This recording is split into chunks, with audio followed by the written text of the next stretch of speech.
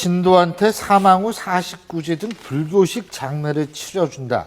이렇게 약속을 하고서 부동산을 받았는데 근데 주지가 약속을 어겼다. 이겁니다.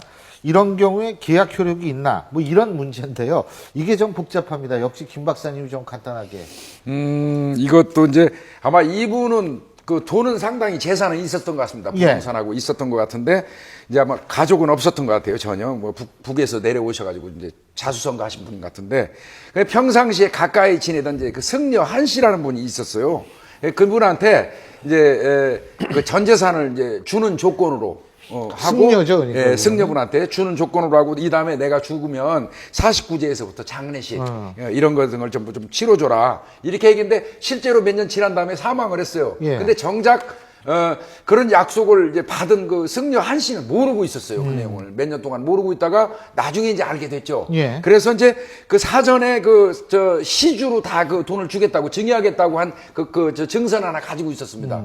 그거를 근거로 해가지고 이제 그걸 받고자 그 사람의 재산을 받고자 이제 시도를 했던 건데 1심에서는 이제 그 부분이 이제 공교롭게도 자필이 아니었었어요. 유언장이. 유언장이 아니라 이제 증여하겠다는 증서에 찍은 인감 도장은 사실이었는데 이 자필은 아니고 승려가 부인이 있었다는 건 좀 이상하지만 하여튼 저 승려분의 그 부인이 그 자필로 작성을 했어요. 대처승도 있어요. 태고종 같은 거 그럴 수도 있겠죠. 네. 그러니까 왜 이 재산을 받고자 하는 승려의 부인이 쓴 글이다. 뭐 인감은 뭐 맞다고 치더라도 이제 그런 부분들을 좀 의심하고 또 공교롭게도 그 당시에 그거 증서를 써서 줄 때 옆에 있었다는 또 보살들이라고 그러죠. 한 3분이 다 돌아가셨어요.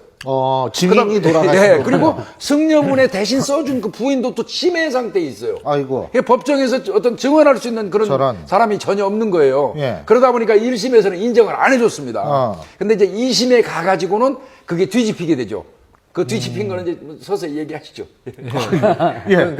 결국 그다음 쟁점은 사인 증여라는 게 이제 계약서입니다. 예. 사인 증여 계약서인데 이걸 갖다가 돌아가신 이모 씨가 자신의 스스로의 의사에 썼느냐 아니면 이게 허위로 작성된 거냐 이게 쟁점인데 1심에서는 이게 여러 가지 사정으로 볼 때 이게 그 돌아가신 분의 의사에 작성된 게 아니다. 허위로 작성된 거라고 해서 원고 청구 그러니까 소유권 이전 등기를 구하는 승려의 청구를 기각했고 2심에서는 그렇지 않다. 본인의 진정한 의사로 작성된 것이다 인용됐는데요.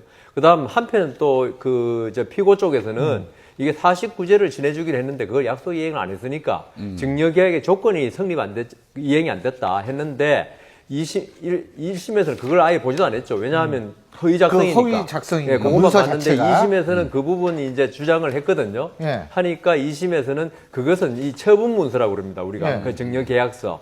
처분 문서에 그 조항이 없다. 만일 그런 약정이 있었으면 조항이 있었을 건데 이것은 피고의 주장에 불과하지. 이를 뒷받칠 만한 증거가 없다고 해서 그 피고의 주장을 전혀 받아들이지 않고 승려의 주장을 받아줬는데 아까 이걸 작성했다는 승려의 처가 지금 치매라고 그랬는데 치매 아니라도 뭐 자기 남편한테 유리하게 증언하지 불리하게 증언하겠습니까? 이게 이모 씨의 의사에 따라 작성됐다고 그러죠. 아니 근데 좀 궁금한 게 49제하고 그 이후에 장례 정책에 의해서 부동산을 이렇게 증여할 정도로 돈이 많이 드나요? 줄 사람이 없었다는 거죠, 아무도. 그러면 뭐 복지재단에 아니, 기부를 해도 돈이 되고. 많이 든다는 게 아니고 네. 이분이 아마 신심이 아주 그래서? 분이기 때문에 신심이. 마치 종교재단에 왜 전재산 기부하는 사람이 있지 않습니까? 살아있을 때도 그거하고 마찬가지죠. 또 2심에서 또 인정해준 사유 중에 하나가 또 있는 게 시주하겠다는 증서에 찍었던 인감 날인은 당일날 찍었잖아요. 예. 그 다음날 자기가 날인했던 도장을 가지고 와서 인감으로 등록을 했어요. 사후에. 예, 그러니까 이거는 사실이다. 이렇게 인정한 거죠. 그런데 문제는요, 이게 사인 증여라는 게, 뭐 일반인들은 잘 모르시지만 이게 하여튼 내가 죽으면 증여를 갖다가 이행하라는 거거든요. 그러니까 유증이라든가 유언하고 거의 같은 거죠. 그런데 유언 같은 경우는 요건이 아주 까다롭습니다. 예. 그래서 엄격하게 제한되는데 이게 사인 증여는 그냥 일반 계약이라고 그래가지고 지금같이 이렇게 쉽게 인정해줘 버리니까 앞으로 대법원의 판단을 우리가 한번 또 봐야겠죠. 그죠? 근데 대법원에서 바뀔 가능성이 별로 없습니다. 그렇군요. 자, 이번 주제는 비정한 아버지들에 관한 얘기인데요. 화면 함께 보시죠.